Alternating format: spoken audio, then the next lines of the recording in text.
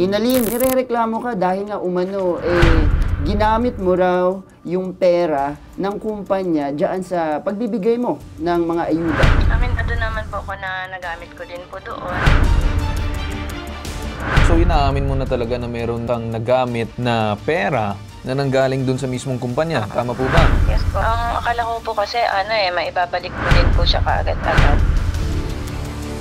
Ma'am Reynalyn, bakit parang yung sagot mo ay lamig at mukhang walang sinseridad? Wala ako nakikitang kahit anong sinseridad or kahit anuman pakumbaba para man magpakita na ikaw talaga ay nagsisisi dito sa ginawa mo. Parang wala eh. Sa pag-amin pa lang po ng respondent, sir, sa ere, is self-serving na po yan, sir. Inaamin na niya mismo, sir. Liable po siya sa under 315 ng Revised Penal Code. Dahil po sa amin appropriation of funds. May pagpapakulong po yan na 4 na taon hanggang 6 na taon po. Depende po sa laki ng halaga ng So itong sinasabi mo, medyo malaking pera to ha, 20 million nawawala.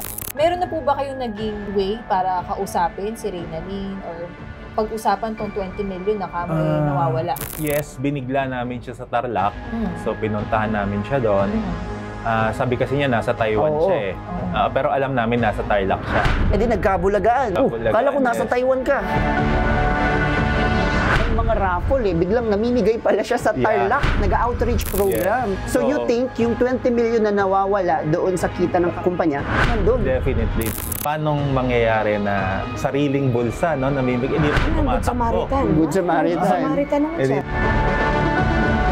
Kung yan ay pera po ng partnership at kanyang ginamit ng walang pintulot, may delikado po yan sapagkat lilitaw yan po ay misappropriation. Ibig sabihin, pang-uumit ng pera. Yan po ay estafa ng parusa hindi bababa ng 6 na taong pagkakabilanggo. Depende po sa laki ng halaga. Pero ang nadidinig ko po dito sa 20 milyones, teka muna, mabubulok na po yan sa loob ng hukuman. Tayo ng mas malalim na investigasyon dito sa kaso ni Sir Mark. Isusubukan naming tawagan yung mga barangay na kung saan nag-outreach tong respondent natin, si Ma'am Reynalyn Ridwal. Kasi kailangan natin malaman saan nga galing yung mga pinamigay ni Ma'am Reynalyn. Nagparamdam po ba sa inyo itong irereklamo yung si Reynalyn? Nag-send siya ng reply doon sa demand letter namin na willing naman daw siyang umarap ay pag-ayos. Inamin naman niya na doon nga niya ginamit daw. Yun ang aalamin natin mamaya kasi mukhang sasagot din sa programa natin si Reynalyn. Kausapin muna natin yung ibang barangay na sumali doon sa outreach program na ginagawa niya nga sa Tarlac. Mukhang nasa kabilang linya na natin si Kapitan Rosemary Viniegas ng Barangay Maamot, San Jose, Tarlac. Kapitan, magandang umaga po. Hello po, magandang umaga rin po. Kilala niyo po ba si Ma'am Reynalyn Ridwal? Anak po siya ng kabarangay po namin. Nag-message po sa akin si Ma'am Reynalyn na magbibigay po siya ng outreach program sa aming barangay. Anong dahilan daw bakit magkakaroon ng outreach program? Tulong po sa barangay. Tinanong ko naman po kung anong grupo yung kasama niya. Ang sabi po naman nila RDR at saka FAA. Anong pagkakalam ko po kasi doon sa RDR, sa kanya yon. Reynalyn Dorotan Ridwal. Tapos yung FAA, sa boyfriend daw po ata niyan. Ako naman po, para naman po sa aking mga kabarangay, may magbibigay ng tulong. Sino naman po ako para tanggihan yun? Alam naman po nila na mahirap yung kabuhayan doon. So, ano po yung mga pinamigay ni Ma'am Reynalyn dyan sa mga kabarangay ninyo? ano po, bigas, Okay. sardinas, mga ganun po. Good. Wala namang cash dito, ma'am, o meron din? Meron din po. May cash din. Alam mo, Kapitan, kaya kami nagtatanong ng ganito kasi kumonsulta kami sa abogado nakaraan. Ang mga barangay, dapat nagtatanong at saka ang nabanggit niya na dapat documented po yung paglapit ng mga katulad nga po ni Miss Reynalyn na gustong tumulong at mag-abot ng outreach program dyan sa barangay para po masigurado ng barangay na hindi questionable, na hindi galing sa nakaw o kahina-hinala yung mga pinag-aabot po niyang goods dyan sa barangay ninyo. Kaya nga po tinanong ko po sa kanya kung sino yung sponsor. Nasabi naman po nila sa akin na siya at saka yung boyfriend niya. Kasi alam ko po kasi yung boyfriend niya nasa ibang bansa. Siguro, sabi ko, malaki yung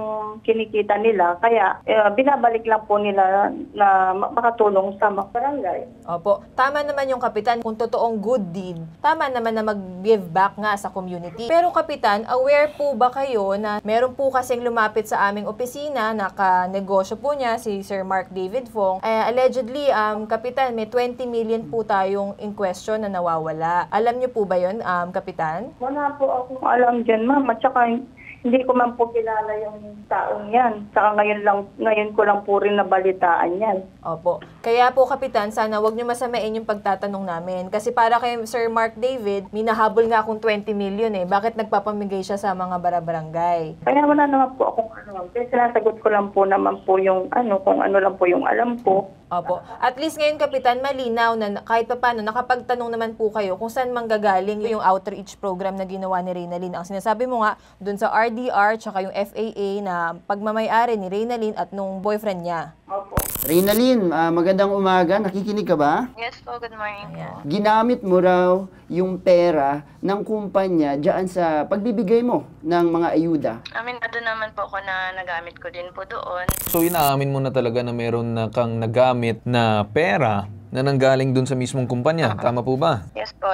Nasabihan mo ba ang mga kasamahan mong business partner dito sa sinasabing kumpanya? Actually, hindi po. Bakit hindi mo sinabihan ang mga kasamahan mong business partner dito sa kumpanya? Ang akala ko po kasi, maibabalik ko din po siya kaagad-agad. Hindi, pero di ba dapat ma'am, as bilang isang negosyante and business owner, dapat pinapaalam ikaw and yung business partner mo may nilalaan na certain pondo para dyan. Hindi ko Ma'am, lang po talaga naisabi kay Sir David. pero ang pinag-uusapan kasi dito mama is negosyo and kung saan meron ding batas dapat tayong sinusunod. So kung may pera dapat na ilalabas, dapat pinapaalam sa ating mga business partner kasi kung ito ay kukuhanin and then gagamitin sa ibang purpose, pwede tayo ma'am masampahan ng kaso. Matanong ko lang sa inyo, magkano ang kinuha yung pera? Sa pamimigay po, umabot po siya ng more than 1 million po. And then, meron pa po kasing ibang pinaggamitan dun sa pondo namin sa company. Bali, yung isa po is dun sa pagtaya-taya namin sa Pick 3. And then, yung iba po is yung sa naabo na po namin dun sa raffle na hindi po namin na-drop na mga ticket. So, nag-abo na po kasi ako ng malaki dun. So magkano ma'am? Mga nasa more than 12M po, mga ganun. And then saan mo kinuha itong pera? Sa company po namin, sa fund po namin ni Sir Fong. Okay, paano mo to nakuha yung pera? Bali, may joint account po kami. Alright, so parang naka-orto kung kahit sino sa inyo pwede kumuha ng pera, tama ba? Yes po. Pero bakit napunta ma'am dun sa mga sarili mong interes? Naguluhan na din po kasi. Ma'am, sa tingin mo ba na yan ay dahilan para kumuha na may 12M? Ay pera din yan na pinaghirapan din yan ni Sir Mark? Mali nga po ako doon, kaya humingi po ako ng sorry. Humihingi ka ng sorry, pero ano ang gagawin mo? Makikipag-settle naman po ako sa kanya. Okay, kung makikipag-settle ka, babalik mo ba yung 20 million? Depende po sa mapag-uusapan po namin ni Sir po. Bakit depende? Dapat yun naman yung kabuuan na dapat ibalik mo. Kasi yun ang ginamit mo. Kung tutuusin mo, ma'am, yan ay malversation of funds na yung pag-misappropriate ng pondo ng kumpanya na hindi dapat. Nakukuha mo yan? Hindi ka ba, ma'am, nagigilty or something using the money for your own self-gain, self-gratification? Di ko alam kung nagpapasikat ka ba, gusto mo bang tumakbong politiko, gusto mo bang humawak ng posisyon sa gobyerno or whatever it is na nagpapaayuda ka dyan, namimigay ka. Ano bang purpose, ma'am, ng pagbibigay mo ng ayuda? Self-gain po siguro. Nagpasikat talaga ako para lumakas din po sana sa itatayo po namin rapor. Okay, parang ginamit mo yung mga tao through your ayuda and pamimigay para magpasikat. So, nangyayari ngayon, hindi kawang-gawa ang ginawa mo, kundi parang opportunistic ka. Hindi naman po. Hindi, ganun yung sinabi mo. Sabi mo, nagpasikat para makapag-alok doon ng raffle mo na kung ano man yun, para pumasok din sila. So, it's more of for your own personal gain. Bakit umamin ka na ngayon? For the longest time, parang hirap kang kausapin ni Mark David Fong. Pero nung tumawag ang bitag sa'yo, may realizations ka ba sa mga ginawa mo? Opo, nagkamali ako. Nagtiwala lang din ako sa mga tao na mga nakasama ko. Pero hindi ka makakaligtas ha sa mga responsibilidad mo dito sa pag-amin mo. Alam mo ba kung ano ang sinabi ni Attorney Batas sa amin nung nakaraan? Wala pa po. Kasi lumalabas, Reynalyn, kinuha mo ng walang paalam. Ang ibig sabihin nun, pag nanakaw, ginamit mo sa pamimigay ng ayuda, kung ano man pinamigay mo dyan sa Tarlac. Ngayon, alam bang pwedeng questionin ang barangay? Kasali sila sa kaso? At sa pagkaka-explain din ni ni Attorney Batas sa amin nung nakaraan, pati yung tumanggap nung pinaayuda mo, maaaring masampahan din ng kaso. Kasi dinamay mo sila eh. Ginamit mo yung perang ninakaw dun sa maling paraan.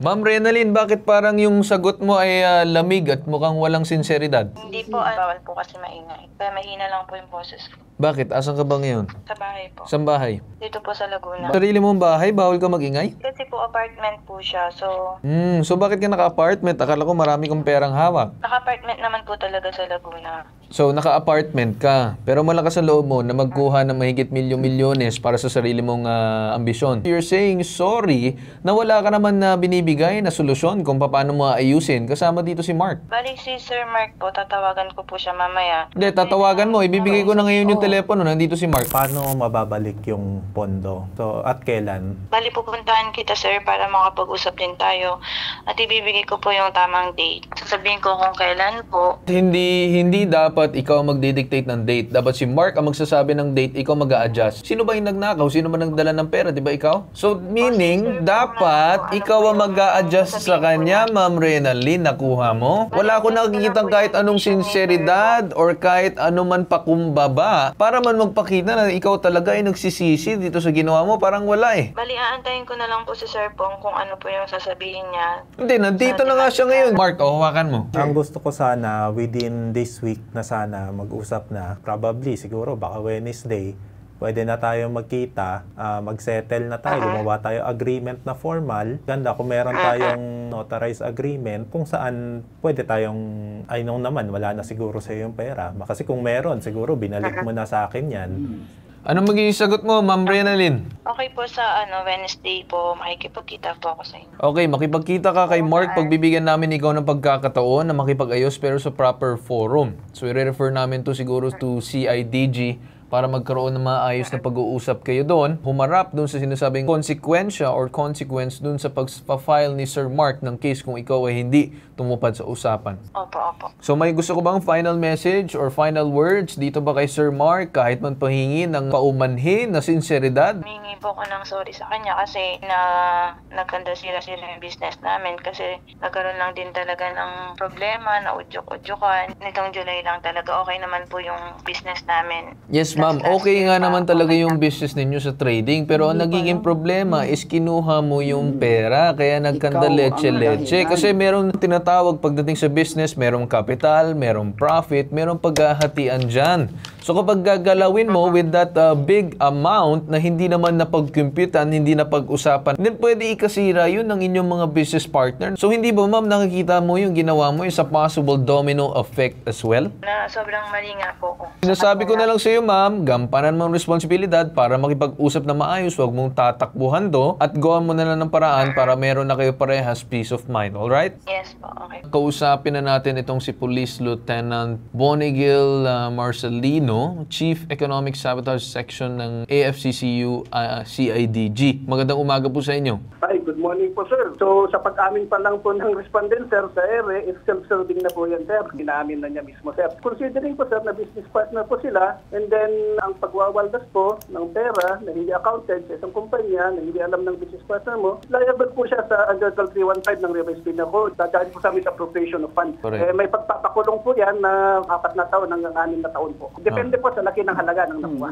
Okay, sir. Sinasabi kasi na aming complainant na mahigit 20 million pesos. Base dun sa inyong siguro pagsusuri or experience, ano magiging sinasabing pataw na parusa dahil dun sa kalaking pera? Baka magiging maximum penalty na po yan, sir. Hanggang 6 na taon na po yan, sir. Sir, kasi siguro mukhang gusto makipagharap ng kabilang panig dito sa aming complainant. Anong advice nyo dito, sir, kay mismong lumapit sa amin na nagrereklamo ngayon, yung complainant? Anong advice nyo sa kanya na dapat ba siyang makipagharap or idiretso na niya ng file ng case? Ano magiging panig ninyo dito, sir? Kung sa panig po ng kapulisan, sir, send nyo na lang po at doon na lang po sa proper court nila magpag-usapan kung paano po yan. Kasi sa based on experience po, karamihan po yan, sir, pag nag-uusap po sila, kahit naggumawa ng kasulatan, hanggang kasulatan na lang po yan, sir, hindi na po nagkakasanya. Willing ka ba na idiretso file na yung case with the assistance of CIDG? Sa akin, I'm willing to give one more. muna. Give Siguro one more bibigyan ko chance. muna ng deadline. Pag pinakulong ko, baka tumagal lang eh. Pero ikaw ba Magastos. naniniwala ka may makukuha ka talaga sa kanya ngayong May ano na, babayad wild pa ba gas yan? niya na yung pera? Oo. Sa ngayon, honestly, tingin ko, wala na. With due respect naman sa iyo, nakita naman namin yung sinseridad mo na willing ka naman kahit papaano na forgiving person ka. All right, sige, ibigay namin yun sa iyo. But then again, still keep a watchful eye. Yeah. Mag-ingat ka pa rin kasi hindi natin alam kung ano magiging next kilos at galaw ng tao na to na baka mamaya pinapaasa ka lang pero mamaya ay hindi Bibigyan naman na lang mangyayari. Bibigyan na lang natin ng deadline siguro. Pagka hindi, diretso na. Opo, mabait pa po siya, sir. Oo, Tama po totoo kayo, sa totoo, sir. Lieutenant. Mabait pa. Well, yan ang kanyang hinaing. Kaya pagbibigyan namin, so asahan namin yung maging agaran aksyon ninyo dito sa complaint ni sir. Kung sakali ay yung deadline ay hindi na-meet. Alright, sir? Wala pong problema dyan, sir. Open po ang opisina namin sa lahat ng mga ganyang kaso, sir. Maraming salamat sa iyo, Lieutenant Bonnie Gail Marcelino. Alright, so sir, okay na ba kayo dito sa nangyari kahit paano ngayong araw nagkaroon ng malinaw na napag-uusap and then kahit paano nakausap na rin si Renalyn? At least dahil sa inyo, sumagot siya. And Ay, inamin dapat niya. lang sumagot siya. Maraming salamat sa iyo, Sir Mark, Thank you. sa pagbibigay ng pagkakataon din na hawakan namin ng sumbong mo. Alright? Thank you po. Kaya dyan tayo nagtatapos sa unang sumbong natin ngayong araw. Ito ang nag-iisang pambansang sumbong at tulong at serbisyong may tatak. Tatak bitag, ilalaban ka di iiwan. Itong hashtag ipabitag mo.